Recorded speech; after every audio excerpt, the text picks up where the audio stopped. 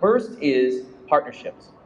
I know you hear about this a lot, but one of the things you can do as a small startup is inside of Alibaba, there is a list that's constantly published called the 招商品牌 list, okay? It's like the brands they want that haven't launched. And most of these global brands have a licensing department. And I highly recommend you go get a license for China. Then you take what you've already made, you put IP that Alibaba wants, you get a Tmall store, and you own a category, and it works.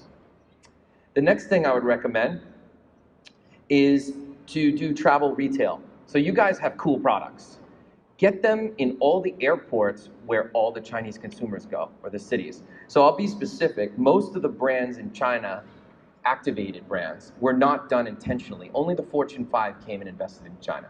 Most of them were found in Seoul, Tokyo, Hong Kong, Bangkok, Auckland, Sydney. There are places you can do at home with no investment at all and activate your brand in China. About half of our launches are people who are just lucky. But they're not really lucky. They're in a place where they know they can concentrate tourism or travelers or students, and it organically happens, and then you end up with that slide I showed you where you have a high margin. The third is PR. So I have a client, very clever. They only hired a PR firm in China. It was very reasonable cost. And they only did two things: product seeding and placement. That's it. So they would just give away hundreds and hundreds of products a month to all the KOLs and all the magazines and newspapers. And it started from zero, and last year they did 11 million pounds from their e-commerce store in the UK into China in handbags. No cost, just PR. That's it.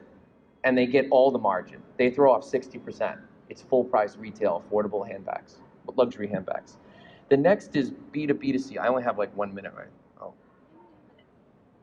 Oh, I have 20 minutes. That's right, because we start. Oh, great. Okay.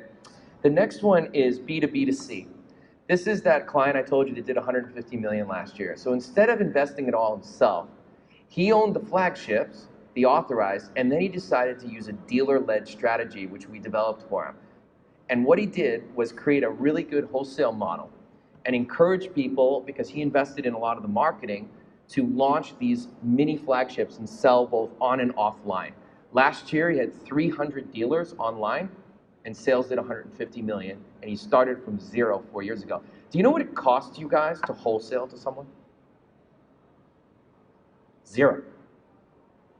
Right? So how did he get people to take on his product? Brand assets.